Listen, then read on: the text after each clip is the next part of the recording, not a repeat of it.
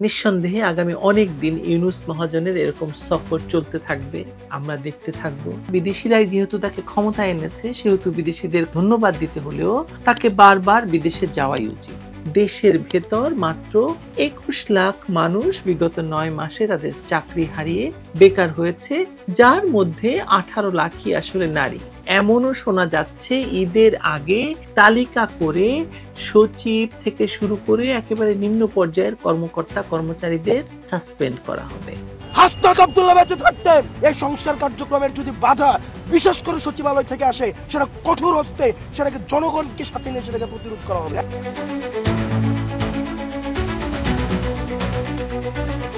৯ মাসের শাসনকালে ১০বার বিদেশ সফরে জাপান গেছেন ডক্টর ইউনূস।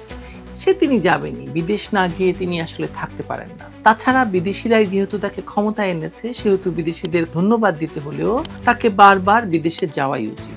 না, কোনো দ্বিপাক্ষিক সফরে নয়, ডক্টর ইউনূস যাচ্ছেন কারণ তার ইচ্ছে হয়েছে, তাই তিনি যাচ্ছেন। ওদিকে দেশের ভেতর এই মুহূর্তে কি হচ্ছে বলুন তো?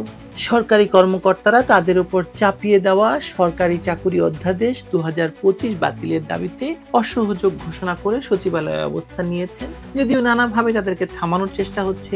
ইউনূসের কালাপাহাড়রা অস্ত্র নিয়ে সচিবালয়ে গিয়ে তাদের ভয় দেখানোর পাশাপাশি সরকারের মেয়াদ উত্তীর্ণ হয়েও পুনঃনিয়োগ পাওয়া সচিবরা সরকারি কর্মচারীদের হুমকি দিচ্ছেন চাকরি খেয়ে ফেলার। হাসনাত আব্দুল্লাহ বেঁচে থাকতে এই সংস্কার কার্যক্রমের যদি বাধা বিশেষ করে সচিবালয় থেকে আসে, সেটা কঠোর হস্তে সেটাকে জনগণকে সাথে নিয়ে সেটাকে প্রতিরোধ করা হবে। এমনও শোনা যাচ্ছে ঈদের আগে তালিকা করে সচিব থেকে শুরু করে একেবারে নিম্ন পর্যায়ের কর্মকর্তা কর্মচারীদের সাসপেন্ড করা হবে বা বাদ দেওয়া হবে এবং সেখানে এই জুলাই সন্ত্রাসীদের নিয়ে সচিবালয়ে বসানো হবে। সত্য মিথ্যা জানি না। দেশের ব্যবসায়ী সম্প্রদায় হুমকি দিচ্ছেন ব্যবসা বন্ধ করে দিয়ে, ইন্ডাস্ট্রি বন্ধ করে দিয়ে দেশ ছাড়ার। প্রাথমিক শিক্ষকরা আন্দোলন শুরু করায় শিশুদের লেখাপড়া বন্ধ হওয়ার জোগাড়। ঢাকা বিশ্ববিদ্যালয়ের ভিসি এবং প্রক্টরের পদত্যাগ নিয়ে ছাত্রদল আন্দোলন করছে। আর সর্বোপরি দেশের ভেতর মাত্র ২১ লাখ মানুষ বিগত ৯ মাসে তাদের চাকরি হারিয়ে বেকার হয়েছে, যার মধ্যে ১৮ লাখই আসলে নারী। তার মানে দেশের তৈরি পোশাক শিল্প এখন পুরোপুরি ধ্বংসের মুখে। পল্লী বিদ্যুতের কর্মচারীরাও তাদের দাবি নিয়ে শহীদ মিনারে অবস্থান করছেন বেশ কিছুদিন ধরে।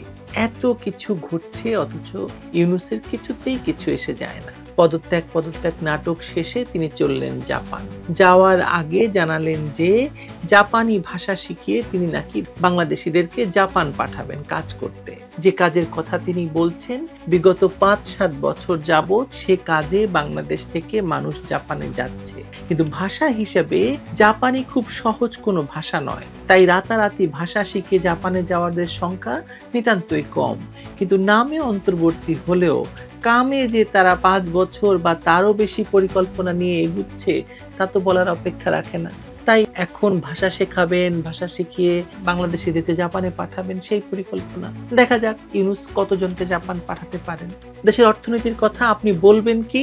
ইউনূসের প্রেস উইং তেড়ে ফুঁড়ে আসবে। ডাস্টবিন উল্টালে যেমন ময়লা এবং দুর্গন্ধ বের হয়, তেমনি সেখান থেকে বিনিয়োগ আসছে। অত আন্দোলন চললে বিনিয়োগ আসবে কি করে? চট্টগ্রাম বন্দর ইজারা না দিলে বিনিয়োগ আসবে না, মাতারবাড়ি বন্দরের কাজ দ্রুত শেষ না হলে কিছু হবে না, এইসব বলে ফেসবুকে পোস্ট আর প্রেস রিলিজ দিয়ে দায় ও দায়িত্ব শেষ করবে এই প্রেস উইং, যার দায়িত্বে রয়েছেন একজন প্রোপাগান্ডা সচিব। আর এর মাঝেই তিনি ৩-০ নিয়ে বক্তৃতাবাজি করতে ওড়াল দেবেন আকাশে। পরবর্তী কোনো গন্তব্যে গিয়ে ফটো সেশন হবে, সুইসাইড বিপ্লবী আবু সাইদের পোর্ট্রেট দেওয়া হবে রাষ্ট্রপ্রধানদের, সরকার প্রধানদের। সরকারি খরচে তার সফর সঙ্গীরা বিদেশে ঘুরবেন এবং তিনি তার নিজের প্রচার চালাবেন। এই যে এবারও তিনি জাপান যাচ্ছেন আসলে কোনো রাষ্ট্রীয় বা দ্বিপাক্ষিক সফরে নয়, নিকেই 30 বলে একটি পুরস্কার আয়োজনের অংশ বা একটি সেমিনারে অংশ নিতে। হয়তো তিনি একটি পুরস্কার পাবেনও এখান থেকে, তিনি পুরস্কার পেতে অভ্যস্ত। সেটাই উদ্দেশ্য দেশের টাকার শ্রাদ্ধ করে এই জাপান সফরে। এরই মধ্যে যুক্তরাজ্যে আরেকটি সফরসূচি রেডি হয়ে আছে। সেখানেও তিনি সেই সুইসাইড বিপ্লবী আবু সাইদের সেই বই নিয়ে হাজির হবেন আর নিজের কাজ করে যাবেন সরকারি খরচে। নিঃসন্দেহে আগামী অনেক দিন ইউনূস মহাজনের এরকম সফর চলতে থাকবে, আমরা দেখতে থাকবো। দেশটা রসাতলে যেতে যেতে যেতে যেতে কোথাও না কোথাও গিয়ে তো নিশ্চয়ই থামবে। কি থামবে না? কি বলেন আপনারা? ভালো থাকুন।